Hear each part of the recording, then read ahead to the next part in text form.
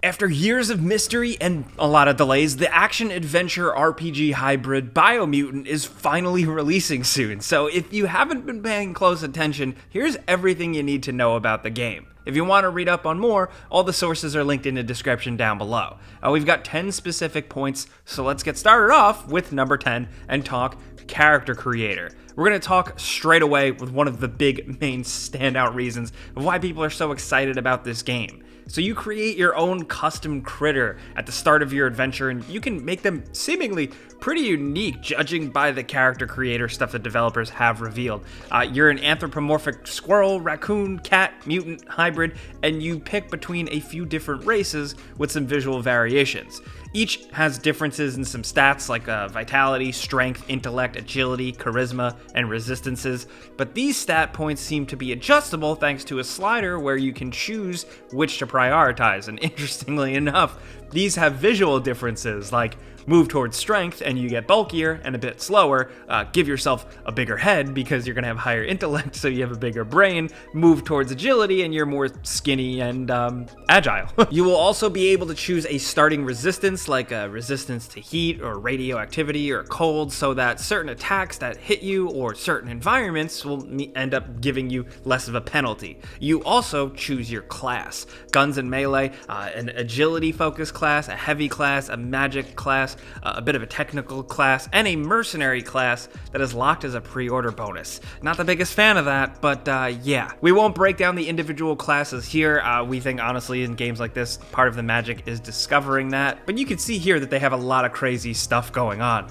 You can also go in deeper and change, like, say, the color and pattern of your fur, and ta-da! You have a weird, fairly unique creature on your hands to venture out into this world with. It seems like everyone's gonna have a pretty different looking character. Now, next at number 9, let's talk about the story. You're in a post-apocalyptic world. It's a bit more sci-fi than just gloom and doom, and the world is suffering from a kind of natural disaster where this poison, oily goo is seeping up from beneath the surface and harming the Tree of Life. This is like a massive mystical tree in the center of the world. It has 5 major roots, and that's where the main story apparently lies. You venturing out to each far-reaching route throughout this open world and freeing the tree from its captors and this poison to save the environment and your world. But it apparently is going to get a lot more complicated than that.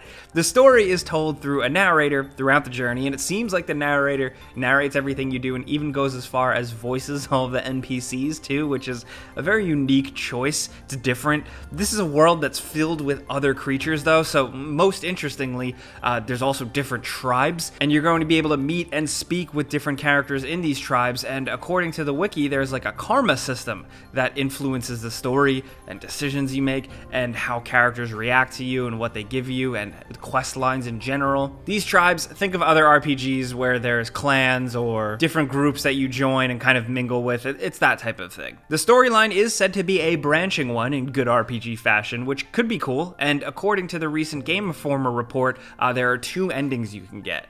Next at number 8, let's talk combat. It looks awesome, and it looks like the absolute highlight of the game. There's a lot to it, as the developers, called Experiment 101, have dubbed this kind of a martial arts themed thing, but it goes further than that. So in combat, you can do ground attacks, jumping attacks, and aerial combo juggles. You can dodge left and right and switch weapons on the fly to hit enemies with different debuffs and attributes. Your combat abilities depend on the stuff you choose at the outset with your character creator, and it can get pretty complex with how it all directly affects combat. You have a martial arts style that seems like it dictates some movesets, then apparently your faction and your mutation give you different abilities in battle.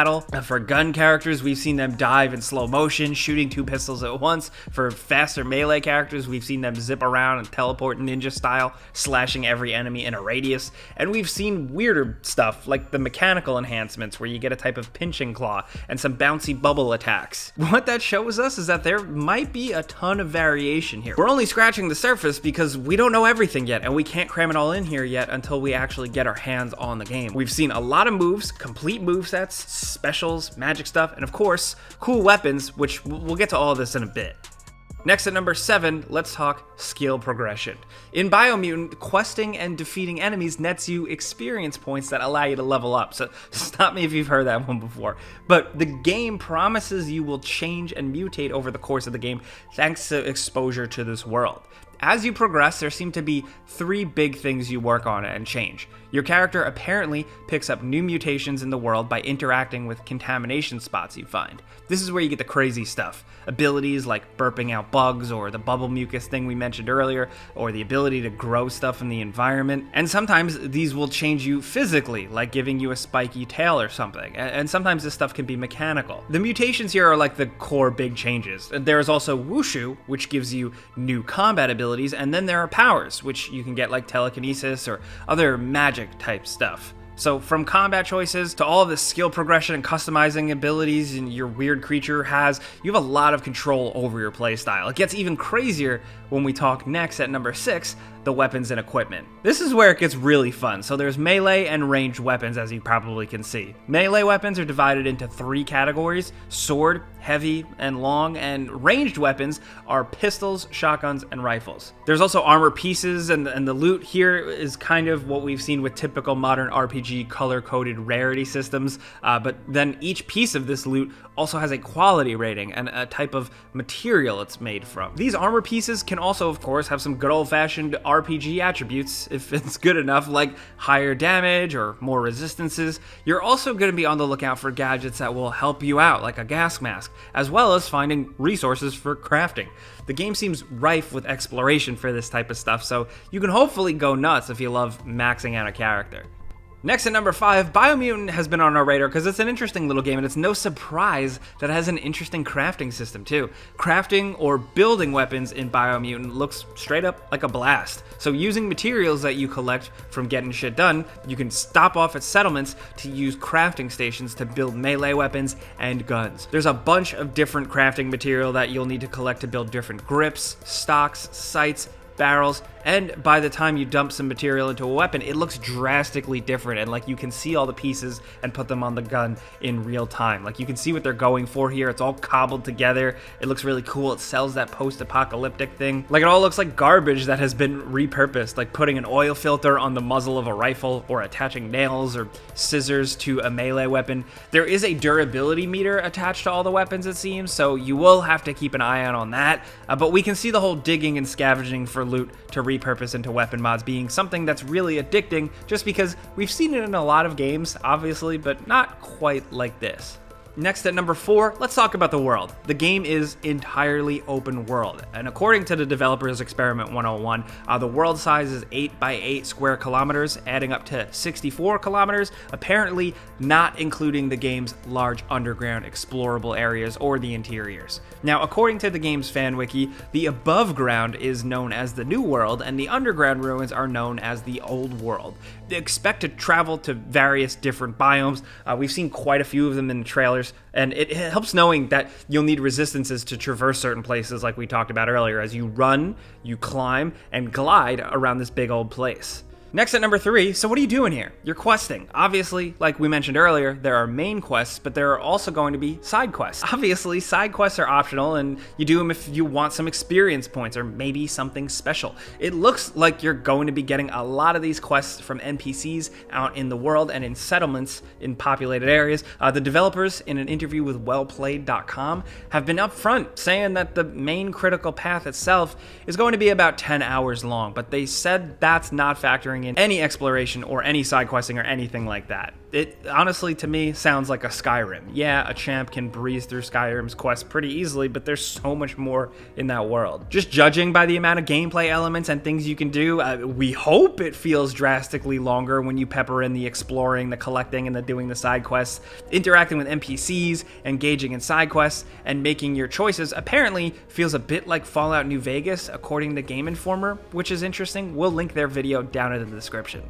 Next at number 2, Biomutant has a surprising amount of ways to get around, which is good considering how many wide open spaces it looks like there is. First of all, your little critter runs around, but they have the ability to sprint where they go on all fours and they go much faster. But you can also get traditional mounts, creatures that you ride atop that look like they have some attacks and might be specialized for different environments. Then, of course, there's a bunch of vehicles. One of our favorite ones we've seen in the gameplay trailers and extended gameplay trailers is the kind of makeshift jet ski boat cobbled together from a bunch of scrap, it looks like. We've also seen you can use a glider to sail around the sky and some airship hot air balloon type of things, which look really unique. That's actually one of the earlier things they showed from the game. We've been paying attention to this thing for so long. But it is also worth noting that it looks like enemies can use vehicles too, so be careful. In one of the official gameplay trailers, we caught a glimpse of a boat attacking the player. Also, if this game wasn't crazy enough, there's also mechs, dude. I mean, they seem pretty large and powerful, but we don't have the full details on them yet, but it just looks like another crazy over-the-top option.